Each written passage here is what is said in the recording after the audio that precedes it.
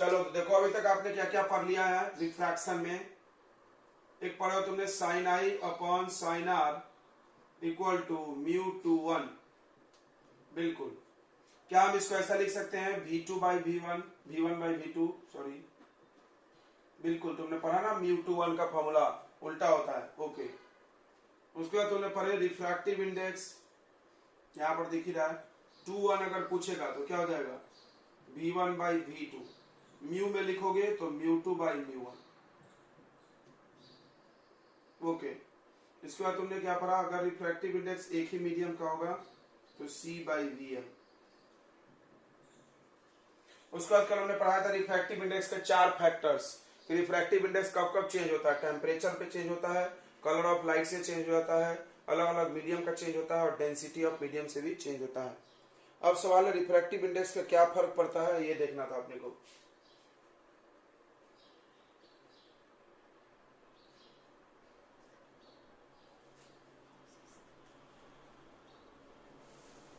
अच्छा, causes of refraction.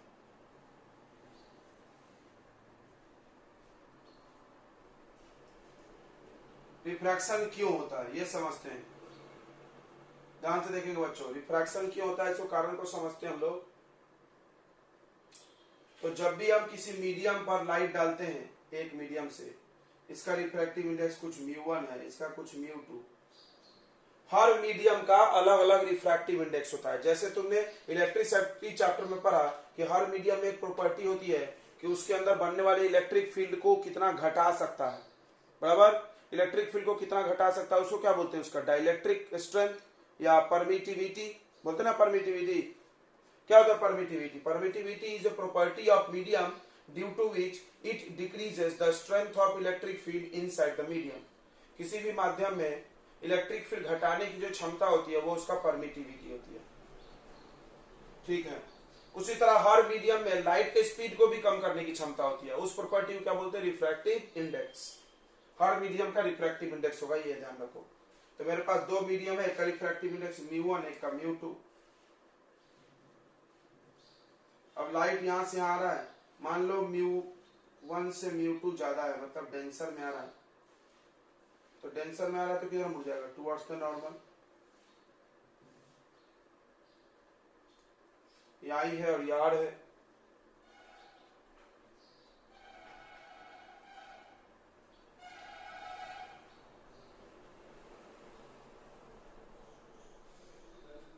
तो देखो तुमने अभी पढ़ा है कि सेनेल्स लॉ बोलता है कि sine I upon sine R equal to v1 by v2। ये तो जब लाइट इस मीडियम से इस मीडियम में आएगा, मान लो ये डेंसर है और ये रेयरर है, तो अगर रेयरर से डेंसर में आएगा तो मीडियम डेंस हो गया तो लाइट का स्पीड चेंज होगा। ये बात पक्का है, पक्का है कि नहीं पक्का है, एकदम पक्का है। ये v2 स्पीड से v1 चेंज होगा कि नहीं होगा, बताओ, होगा ना। v1 और v2 में कौन ज्यादा होगा, सोच के बताओ। तो स्पीड ऑफ लाइट चेंजेस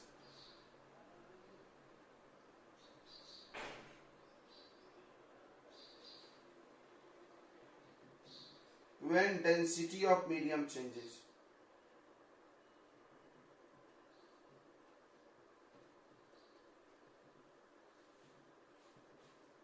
जब भी हम मीडियम का डेंसिटी चेंज करेंगे तो क्या चेंज हो जाएगा, स्पीड।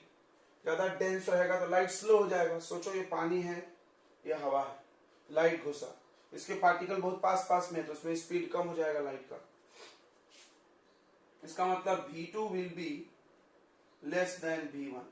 अब तुम पढ़े हो कि कोई भी फ्रैक्शन है, ये एक प्रपोर्शन है। प्रपोर्शन मतलब दोनों साइड रेशियो है तो उसको प्रपोर्शन बोलते हैं। इस प्रपोर्शनल में v2 कम है v1 से, उस तरह तो यहां पर एंगल भी कम हो जाएगा। एज ए रिजल्ट क्या हो जाएगा, एज ए रिजल्ट v2 कम है तो r कम होगा, किससे, I से। मतलब I और R चेंज हो जाएगा, रिफ्रैक्ट हो गया, बेंड हो गया।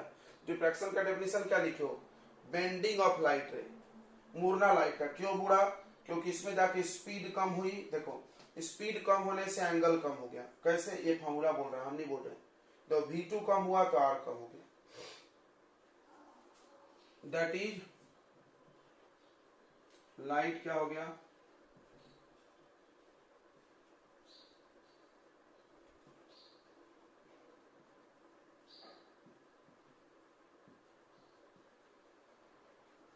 लाइट बेंड हो गया टुवर्ड्स द नॉर्मल। ठीक है, इतना समझ में आ गया। ओके, अब हम लोग आगे बढ़ते हैं। Application of mu. अब देखें म्यू कहां कहां यूज हो रहा है। सबसे पहला कहानी ध्यान दो इधर कि म्यू 1 है, म्यू 2 है, ये लाइट आया आई। अब ये किधर मुड़ेगा हम लोग अब अपने मन से नहीं दिखाएंगे।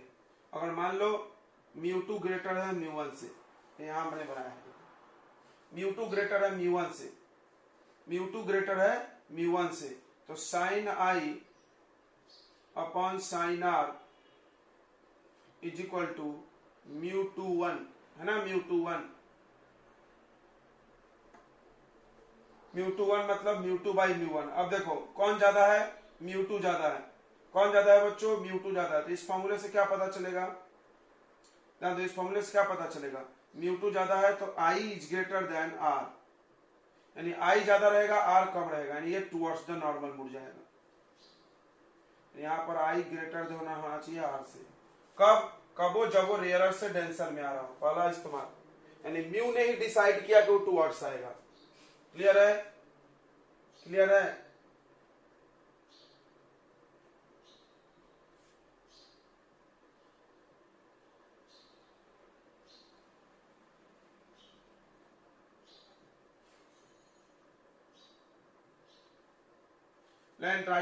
when light travel to the denser medium,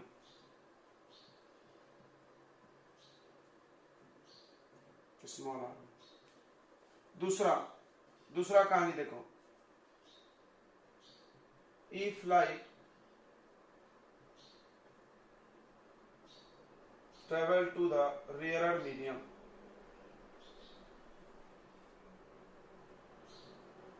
light rare medium में जा रहा हो, देखो इधर, अब की बार म्यू 2 छोटा है म्यू 1 बड़ा है। ठीक है, कौन ज्यादा है, म्यू 1 म्यू 2 में म्यू 1, यानी ये डेंसर हो गया और ये रेयरर। ये लाइट डाल दी। देखो हम अपना पाथ भी अपने मन से नहीं बना रहे, पहले तो हम बना लेते थे, अब नहीं बना रहे, अब हम छोड़ दे रहे। अब हम निकाल रहे हैं कि आई बड़ा कि आर बड़ा, तब बनाएंगे। बस यहाँ निकाले आई बड़ा तो इधर चला गया, आर को छोटा करना पड़ा। अब फिर से इस फॉर्मूले सोचो, सब लोग सोचो, sine I divided by sine R equal to mu 2 by mu 1। इसको ऐसा भी लिख सकते ना, बिल्कुल लिख सकते, यहाँ लिखा है म्यू 2 बाई म्यू 1। अब बताओ कौन ज्यादा है, म्यू 1। म्यू 1 ज्यादा तो आर ज्यादा होगा, किससे, आई से। इससे पता चलेगा कि आई से आर ज्यादा, यानी आई जितना है उससे आर ज्यादा। तो इधर बनाना पड़ेगा, इसे बड़ा करके बनाना पड़ेगा कि नहीं बनाना पड़ेगा, बताओ। बनाना पड़ेगा ना, हमने बोला आर ज्यादा रखो आई से, तो ऐसे ही बनाना पड़ेगा। ये मिटा दे, इधर का फॉर्मूला है, नोट कर लिए क्या, नोट कर लिए होंगे, नहीं किए हैं तो बहुत गलत किए तुमने, जरूरत पड़ रही इसको। तीसरा देखो यूज, तीसरा, if refractive index is same, तो इधर ध्यान दे, यानी mu 1 equal to mu 2,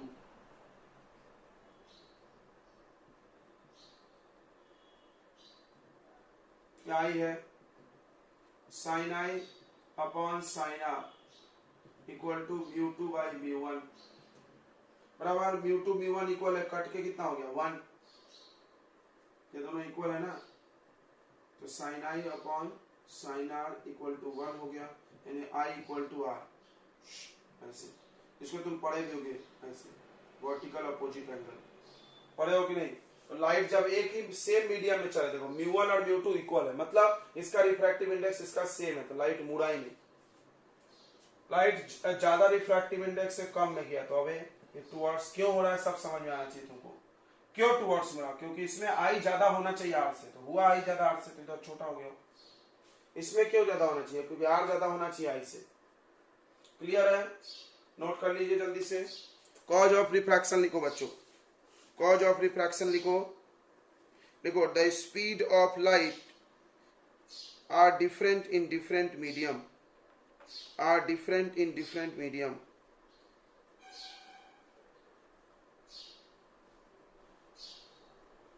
When light passes from rarer to denser medium, when light passes from rarer to denser medium, its speed decreases, its speed या velocity decreases.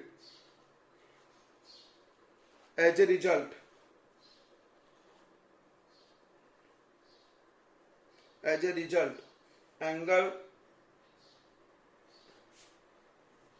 angle of refraction also decreases.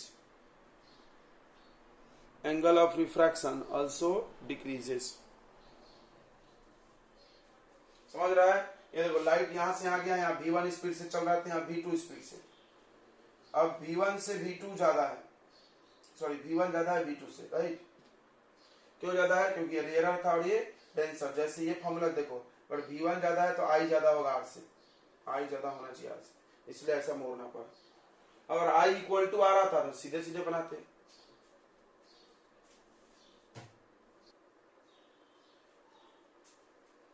तो अगर light ray incident होगा perpendicular to the surface, किसी surface के perpendicular, कोई भी surface, चाहे वो रेयर से डेंसर आ रहा हो चाहे डेंसर से रेयर, अगर परपेंडिकुलर डाला तुमने तो क्या होगा? यहाँ पे रिफ्रैक्टिव इंडेक्स सेम नहीं है, नहीं तो कुछ लोगों को लगता है ये वाला कहानी है, नहीं नहीं नहीं, यह है सेम रहेगा तो बिना मुड़े चला गया। कैसे भी डाल दो किसी भी एंगल पे बिना मुड़े जाएगा, ऐसे सीधे भी डालो तो भी बिना मुड़े जाएगा। लेकिन अगर मान लो क्या होगा, रिफ्रैक्टिव इंडेक्स अगर अलग अलग है तो लोग सोचते हैं मुड़ेगा पक्का। तुमने अभी तक क्या पढ़ा? रिफ्रैक्टिव इंडेक्स अलग है तो मुड़ेगा टुवर्ड्स अवे। लेकिन यहाँ पर देखो रिफ्रैक्टिव इंडेक्स अलग होने के बाद भी नहीं मुड़ेगा। क्यों नहीं मुड़ेगा?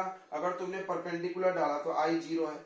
अब ये Snell's law sin i by sin r equal to mu two 1, तो यहाँ से तुम ऐसा कर लो, sin i का वैल्यू डालो 0, तो ये 0 हो गया, 0 upon sin r equal to mu two 1। इसको इधर ले लो। अब ये 0 में डिवाइड कर दो तो 0 equal to sin r। sin r का वैल्यू 0 कब होगा? जब r भी 0। r 0 कब होगा? जब ये ऐसे चला जाए। यानी अगर लाइट इंसिडेंट हो perpendicular to the any surface, then it do not refract, तब ये रिफ्रैक्ट नहीं होता है।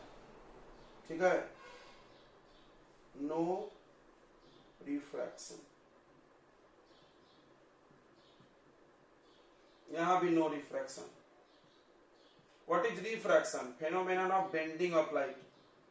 लाइट बेंड होना चाहिए, उसका स्पीड बदलना चाहिए, दोनों में कहीं नहीं बदला, इसमें भी नहीं बदला, इसमें भी नहीं। ओ सॉरी, स्पीड बदला कि नहीं बदला? स्पीड तो बदला इसमें, क्यों? डेंसर में आ रहा है तो स्पीड तो बदला होगा, लेकिन वो बेंड नहीं हुआ, i 0 होके r 0। इसका ये मतलब है, देखो तो इसका ये मतलब है कि म्यू i पर डिपेंड नहीं करता है, म्यू i पर डिपेंड नहीं करता है। समझ में आ गया? अगर करता तो फिर यहां पर भी वैल्यू आना चाहिए हमेशा, कुछ ना कुछ नहीं। तो याद रखो, the value of mu do not depend on i।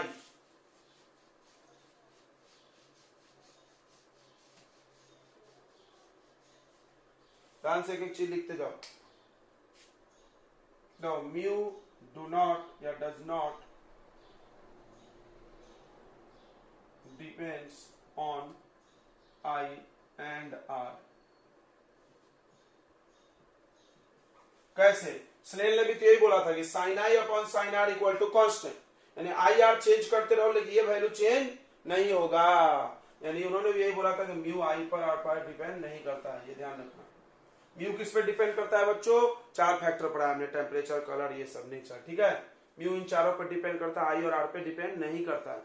देखो यहाँ पर हम आई 0 कर दिए, म्यू फिर भी कुछ वैल्यू है, म्यू है बट आई चेंज हो गया। यानी अगर मान लो हम यही म्यू रखें, देखो हम यही म्यू रख के ऐसे लाइट डाल दे तो मुड़ेगा कि नहीं मुड़ेगा? मुड़ेगा, मुड़ेगा ना। ये रेयरर, ये डेंसर, ये भी क्या है? ये रेयरर है और ये डेंसर। लाइट रे रेयरर से डेंसर आ रही है, लाइट रे कहां से कहां आ रही है? रेयरर से डेंसर आ रही है बच्चों, रेयरर से कहां आ रही है? डेंसर आ रही है। ओके, कितना समझ में आया क्या? आ गया होगा। तो रेयरर से डेंसर आ रही है, अगर हम ऐसे डाल दें तो ये मुड़ जाएगा, आई 0 पे डाल दें तो नहीं मुड़ रहा। यानी लाइट का रिफ्रैक्शन मतलब म्यू आई पर डिपेंड नहीं है, आई चेंज कर दो तो भी कोई फर्क नहीं पड़ रहा है म्यू को। चलो यानी अलग अलग आई और अलग अलग आर के लिए भी ये वैल्यू सेम आएगा μ2 समझ रहा है कि नहीं। अच्छा एक और चीज बताने वाले थे, क्या बताने वाले थे देखो, भूल गए।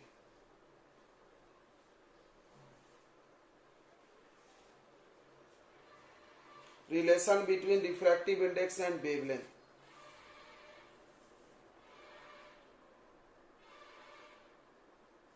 हाँ एक चीज अगला कि जब light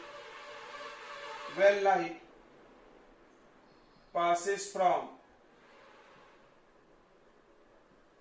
one medium to another medium,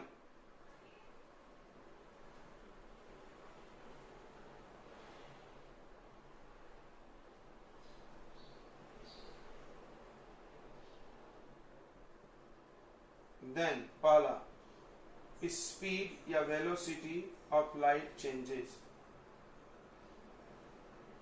velocity changes, तो वेलोसिटी बदलता है बराबर। अगर वो डेंसर में गया तो स्लो होगा और रेयर में गया तो फास्ट होगा, एक क्लियर है तुमको। उसके बाद इंटेंसिटी भी बदलता है, इंटेंसिटी बदलता है, okay. Frequency do not change, wavelength changes. अब इसको समझते हैं कैसे, देखो बच्चों इधर ध्यान दो, तुमने पढ़ा होगा फॉर्मूला, क्या पढ़े हो, C equal to nu into lambda, यानी speed equal to frequency into wavelength, यानी speed is directly proportional to wavelength, और न्यू हो गया कांस्टेंट। ये तुमको बार बार पढ़ाया जाता है। 3 लेटर का फॉर्मूला है, 3 में 2 लोग एक दूसरे पे डिपेंड करेगा, एक क्या रहेगा कांस्टेंट। तो क्या चेंज नहीं होता है रिफ्रैक्शन में, फ्रीक्वेंसी चेंज नहीं होता है, फ्रीक्वेंसी चेंज नहीं होता है, ओके। क्या चेंज हो जाता है, स्पीड हो जाता है, वेवलेंथ हो जाता है, स्पीड हो जाता है, वेवलेंथ हो जाएगा, डायरेक्टली प्रोपोर्शनल है। मतलब स्पीड घटेगा तो लाइट का वेवलेंथ भी घट जाएगा, ओके। क्लियर हो गया, ये सारी चीजें हैं, ओके। आगे बढ़ते हैं। Next, relation between wavelength and speed, note कर लिए इतना। वी नो दैट, हम लोग जानते हैं कि C equal to nu into lambda.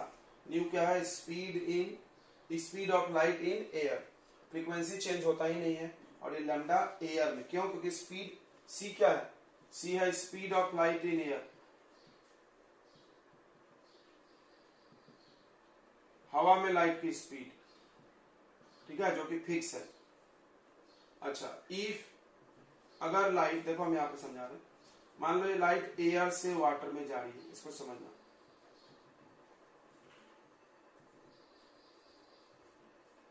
तो ऐसे मुड़ गई, तुमको भी पता है ये आई है, ये आर है। यहां पर लाइट का स्पीड C होगा, C, और यहां पे कुछ V होगा।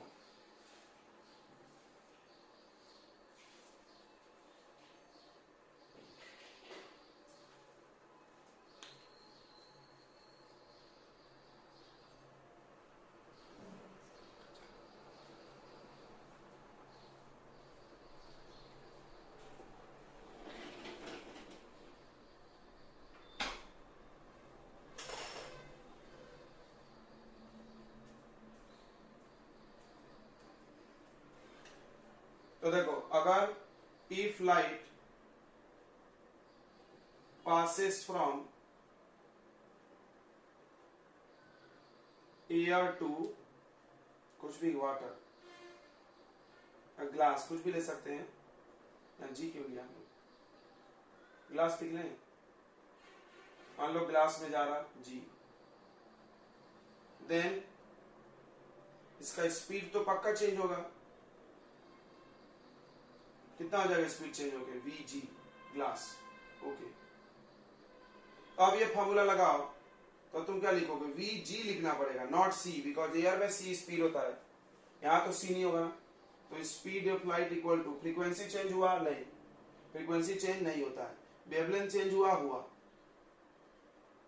अब इसको डिवाइड कर दो या म्यू का फॉर्मूला डाल दो, म्यू में रिलेशन चाहिए ना, देन एब्सोल्यूट लेंगे। क्यों एब्सोल्यूट लेंगे, क्योंकि एक मीडियम एयर है, अगर एयर नहीं रहता तो रिलेटिव लेते। Absolute refractive index mu of glass क्या होगा formula, C by V of glass. तो mu of glass equal to C, C का वैल्यू डालो, न्यू इंटू लेमडा ए, और ये आ गया nu into lambda G, nu cut गया, यानी mu G A refractive index of glass with respect to air equal to lambda A by lambda G, ये formula आ गया। अब इसको समझ के ऐसा समझ जाओ, म्यू 2 1 का फॉर्मूला क्या होगा बताओ, तो ये उल्टा है तो क्या हो जाएगा, lambda 1 by lambda 2। Wow, this is relation. यानी अगर आपको रिफ्रैक्टिव इंडेक्स चाहिए तो आप वेवलेंथ को भी डिवाइड करके ला सकते हो, उल्टा स्पीड जैसा।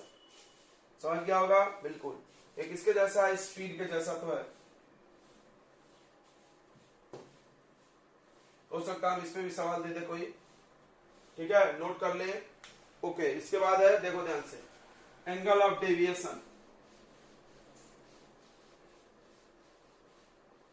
तो एंगल ऑफ डेविएशन ध्यान दो इधर, 8 number, angle of deviation in refraction. Refraction में लाइट डेविएट भी हो रहा है, देखो तो ये लाइट ऐसे जा रही थी, ऐसे जाने वाली थी,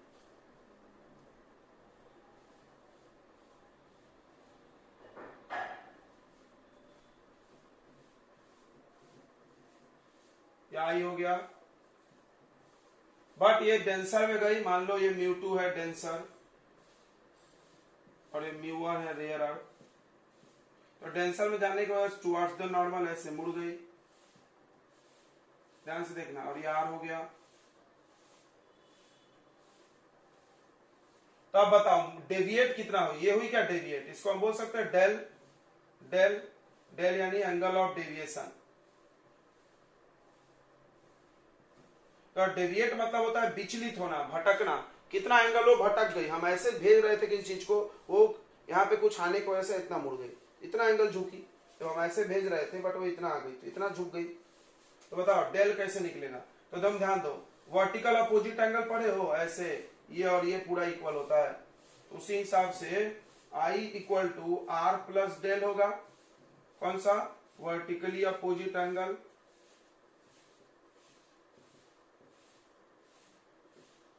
अब यहां से डेल निकाल लो तो आई माइनस आर होगा, एंगल आई माइनस आर कितना हो गया, डेविएशन। तो रिफ्रैक्शन में इतना डेविएशन होता है। क्लियर है, क्लियर है बच्चों, आगे बढ़े। तो बस ये था, आपको रिफ्रैक्टिव इंडेक्स के हमने बहुत सारी चीजें पढ़ा दिया है, इतना काफी है आपके लिए। अब हम लोग बढ़ेंगे आगे, प्रिंसिपल ऑफ रिवर्सिबिलिटी, ये नोट कर लिया है सबने, जल्दी से कर ले। रिवर्सिबिलिटी बहुत इंपॉर्टेंट है वो,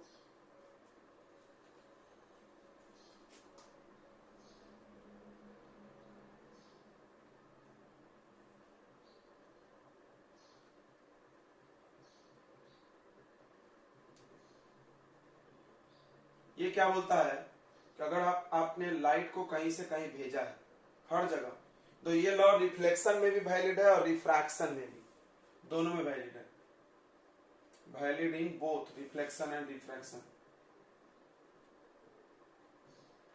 ये लाइट ऐसे गया, मान लो ये रेयर है डेंसर है, तो रेयर से डेंसर गया, ऐसे टुवर्ड्स मुड़ गया, ये आई है, ये आर है। तो अब हम लाइट के रास्ते को उल्टा कर दे, मान लो डेंसर से रेयर में आता तो किधर मुड़ता, अवे, थोड़ा सोच के देखो, ये देखो ऐसे जा रहा है, ये अवे मुड़ा, मुड़ के गया कि नहीं, हाँ।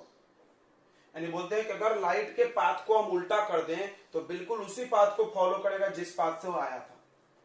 रिफ्लेक्शन में भी यही होगा, रिफ्लेक्शन में भी यही होगा बच्चों। यहां से अगर लाइट को हम उल्टा कर दे, कैसे उल्टा करें, यहां मिरर लगा दो, लाइट वापस, तो जैसे ही उल्टा होगी तो ये इधर ऐसे सेम आ जाएगी। रिफ्रैक्शन और रिफ्लेक्शन दोनों में लॉ वैलिड है, ये ध्यान रखो। अब इस लॉ से एक फॉर्मूला निकलता है जो काम आते रहता है हम लोग को। मान लो ये मीडियम है जो μ1 से μ2 वाले में गई है, तब हम आपसे बोले कि स्नेल्स लॉ लगाओ जब लाइट ऐसे इंसिडेंट हो रहा हो,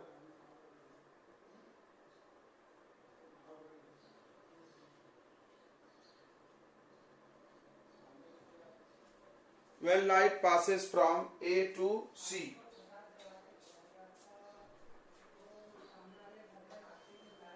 जब लाइट A से C पास हो रहा है तब स्नेल्स लॉ लगाओ।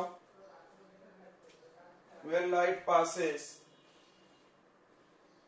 from A to C, A से C लाइट जा रहा है तो अप्लाई स्नेल्स लॉ।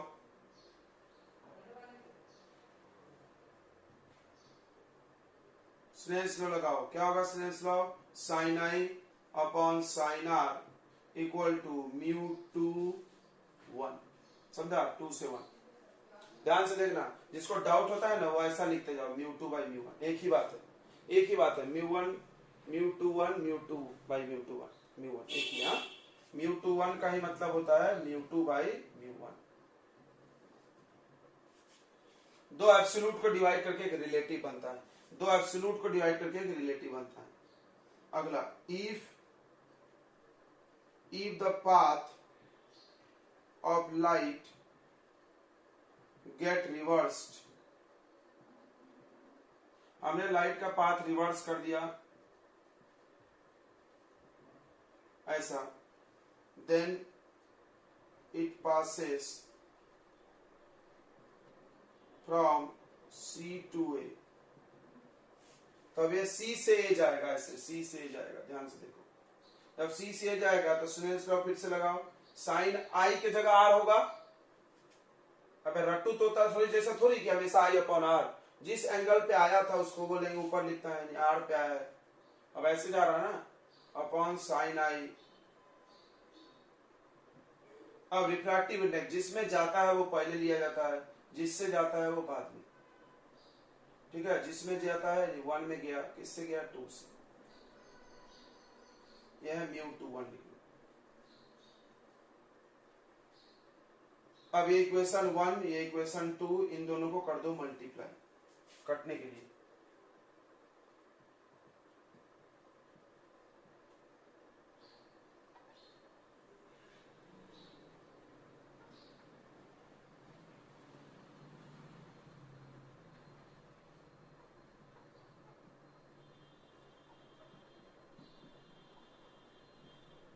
ये पूरा काट के 1 कर दो, ये बहुत काम का रिजल्ट है। यानी देखो, मतलब इसका रिफ्रैक्टिव इंडेक्स इसके रिस्पेक्ट में और इसका इसके रिस्पेक्ट में मल्टीप्लाई करके 1।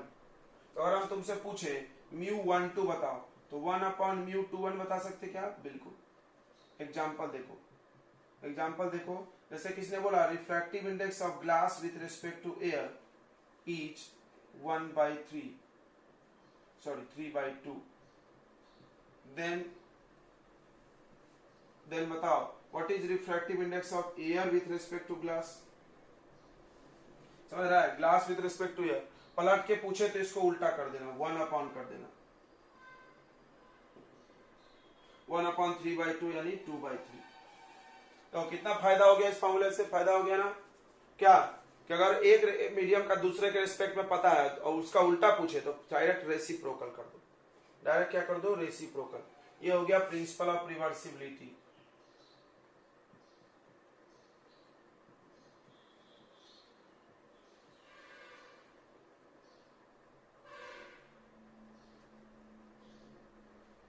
ओके, जल्दी से नोट कर लेते हैं, लिखो।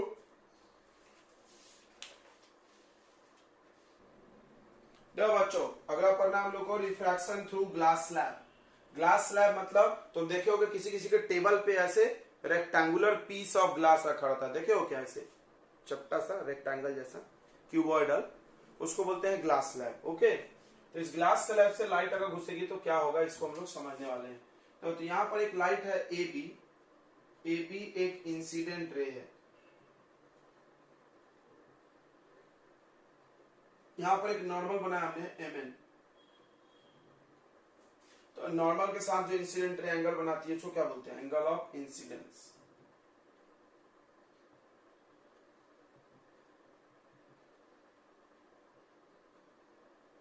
ओके, जैसे ये डेंसर में आई, क्योंकि ये कांच है और बाहर बाहर हवा है, देखो हमने ऊपर भी म्यू लिखा है, नीचे भी लिखे, मतलब एयर टू एयर में आ रहा है, याद रखो। अगर यहाँ मीडियम बदल दोगे तो कहानी बदल जाएगा। हमने एयर टू एयर रखा है, मतलब दो ही मीडियम है कुल मिला के, तीन रहता तो अलग कहानी रहता। तो देखो एयर टू एयर में आ रहा है, यहाँ पर एंगल आई है, जैसे ही वो एयर से ग्लास में आया, तो सबको पता है glass is denser then air, तो टुवर्ड्स द नॉर्मल मुड़ जाएगा, इतना डेविएट भी हो गया। ये एंगल कितना होगा, अभी पढ़ाए थे, बताओ। ये एंगल होगा delta, angle of deviation, I minus R. होगा कि नहीं होगा, बिल्कुल होगा। कैसे, अभी सिखाए थे ना रे 10 बार, पागल करोगे मेरे को। ये पूरा आई है,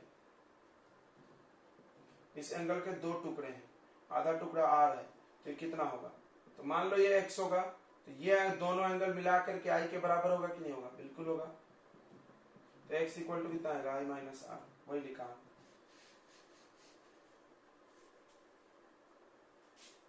BC, BC को हम लोग कौन सा रे बोलते हैं, रिफ्रैक्टेड।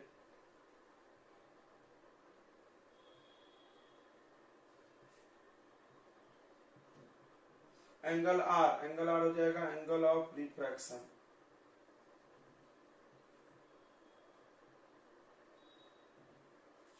अब देखो CD, CD, CD कौन सा रे है बच्चों, इमर्जेंट। इमर्ज मतलब होता है बाहर निकलना, यहाँ पे बन रहा है angle of E, angle of emergence.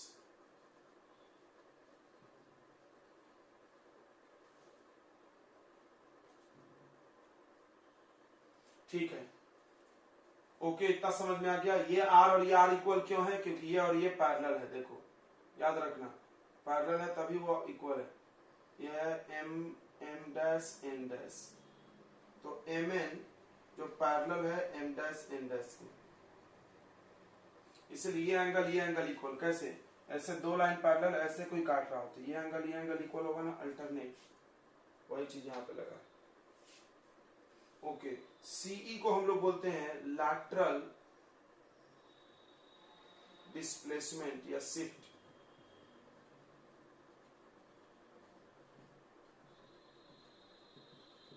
Lateral displacement नहीं तो लैटरल शिफ्ट।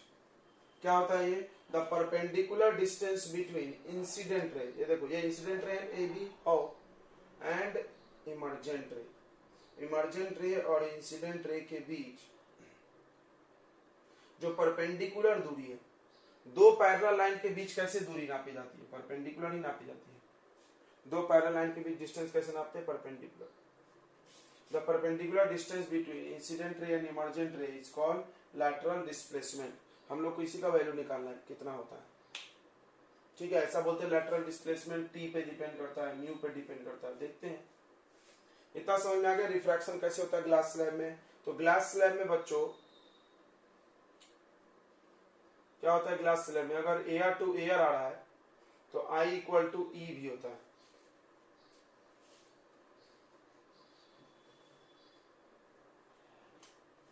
तो when light enters in slab, जब लाइट स्लैब में घुसेगा तो हम लोग से लगाएंगे sine I upon sine R equal to refractive index. देखो बताओ कौन बता रहा है, किसका पहले लेंगे, ग्लास का कि एयर का, किसका पहले लेंगे, जिसमें से आ रहा है कि जिसमें आता है, बताओ। चुनें सो याद करो मन में, म्यू टू वन, तो पहले टू का लेंगे, टू वन ग्लास। अगला when light emerges out from glass, जब लाइट ग्लास से बाहर आ रहा हो, ये देखो, तो अब लेंगे साइन आई, लेंगे नहीं लेंगे, देखो कितने एंगल से आ रहा है आर और निकला कितने एंगल से ई, साइन आर अपॉन साइन ई। बताओ यहां किसका लेंगे, ग्लास से एयर आ रहा है, किसका पढ़ लेंगे, mu air with respect to glass. सबको समझा ये लाइन, समझा क्या रे, कोई दिक्कत? देखो जिसमें आते हैं सेकंड मीडियम पहले, यार इतना कौन माथा पकाएगा, म्यू टू वन हमेशा याद होगा, sine I by sine R equal to mu two one, second medium पहले, बस यहां से यहां ये सेकंड हुआ। अब इसको प्रिंसिपल ऑफ रिवर्सिबिलिटी लगा के 1 अपॉन म्यू जीए लिख सकते हैं ना, बिल्कुल, क्योंकि ये दोनों इक्वेट कर रहे हैं। कौन सा रूल लगा दिया हमने, प्रिंसिपल ऑफ रिवर्सिबिलिटी लिख देना यहाँ पे। इसका रेसिप्रोकल कर दो,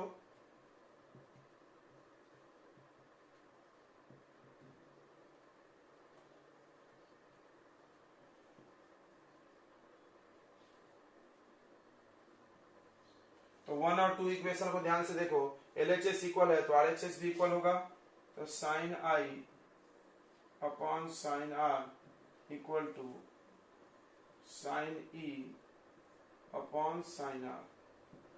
ध्यान देना, साइन आर कट गया तो आई इक्वल टू ई आ गया, साइन साइन भी कट गया।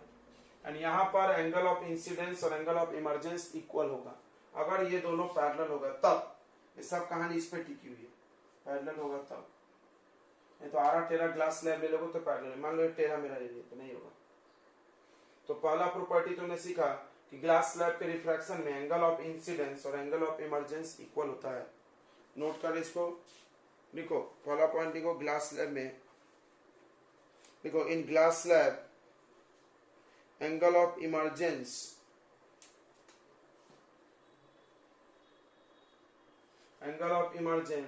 and angle of incidence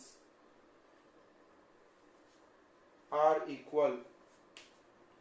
Angle of emergence and angle of incidence are equal.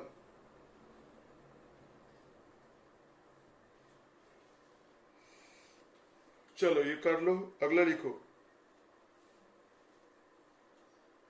हो गया ये डेरिवेशन, अगला हेडिंग लगाओ लेटरल शिफ्ट। इसी में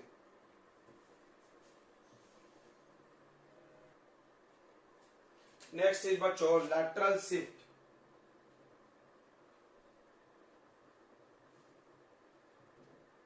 इसका यहां पर डायग्राम में सीई नाम है, तुमको सी निकालना है, देखो ध्यान से, सी निकालना है। ये एंगल पता है ना तुमको, इसके सामने सी आता है, और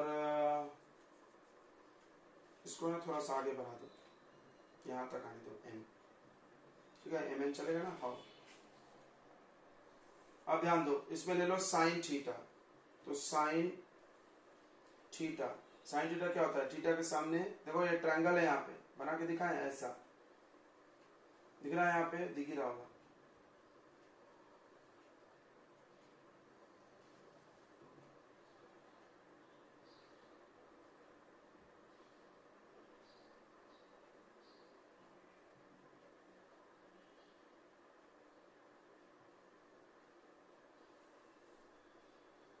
यहाँ पर थीटा है बच्चों आई माइनस आर, तो क्या होगा फॉर्मूला बताओ, साइन थीटा का साइन आई माइनस आर क्या होता है, परपेंडिकुलर बाय हाइपोटेनस, परपेंडिकुलर क्या होता है सी अपॉन हाइपोटेनस क्या होता है बी सी। ओके ठीक है, इतना समझ में आया क्या? आप वैल्यू निकाल के दिखाओ आगे।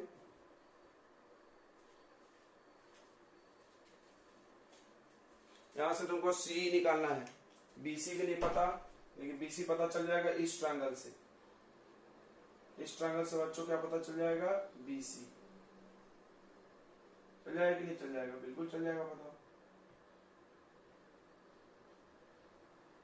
देखो इधर, तो sine theta equal to P by H लगा दिए, तो sine I minus R equal to C upon B C.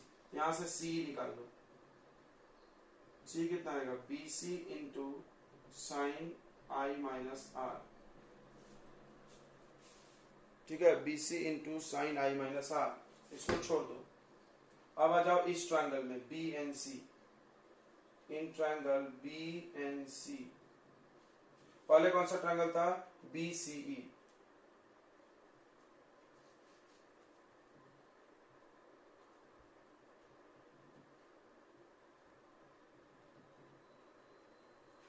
BNC में देखो, हमको BC से मतलब है और हमको BN पता है। BN कितना है, T।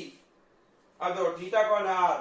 ये हो गया परपेंडिकुलर, ये हो गया बेस, ये हो गया हाइपोटेनस। तो बेस हाइपोटेनस से काम है, तो कॉस थीटा लगाओ, cos R।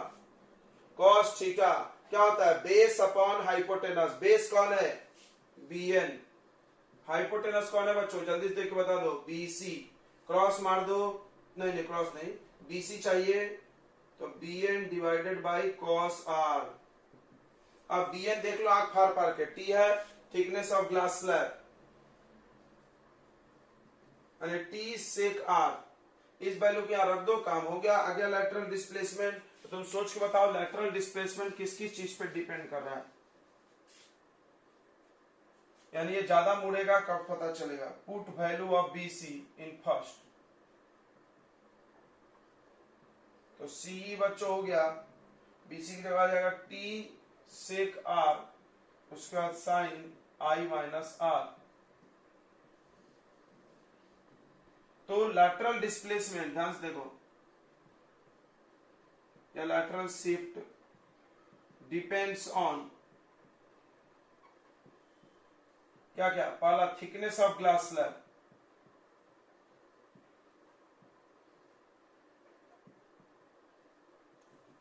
Thickness of glass slab के बढ़ाने पर लैटरल डिस्प्लेसमेंट बढ़ेगा।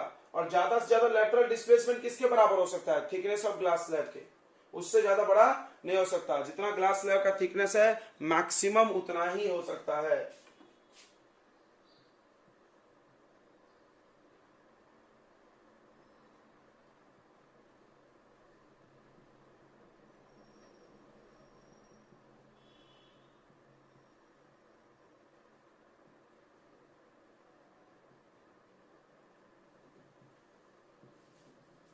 दूसरा क्या पे डिपेंड करता है, एंगल ऑफ इंसिडेंस, R पे नहीं।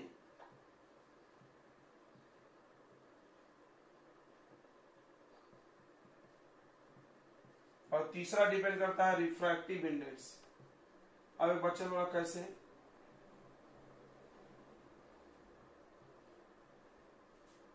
चलो कैसे हम बताते हैं। रिफ्रैक्टिव इंडेक्स अगर चेंज होगी तो I और R चेंज होगा, बिल्कुल बिल्कुल चेंज होगा। क्यों, क्योंकि रिफ्रैक्टिव इंडेक्स ही डिवाइड करके I और R बनता था बे, याद करो। और हम ये चेंज करने लगे तो I और R चेंज होगा कि नहीं, बिल्कुल होगा, बिल्कुल होगा। ये दोनों डिवाइड करके कांस्टेंट आता है, ये दोनों डिवाइड करके कांस्टेंट थोड़ी आता है। तो I और R चेंज होगा तो ये वैल्यू चेंज होंगे, देखो I और R, तो लैटरल डिस्प्लेसमेंट भी चेंज होगा। ये 4 फैक्टर है लैटरल डिस्प्लेसमेंट के, 3। ठीक है, नोट कर लो।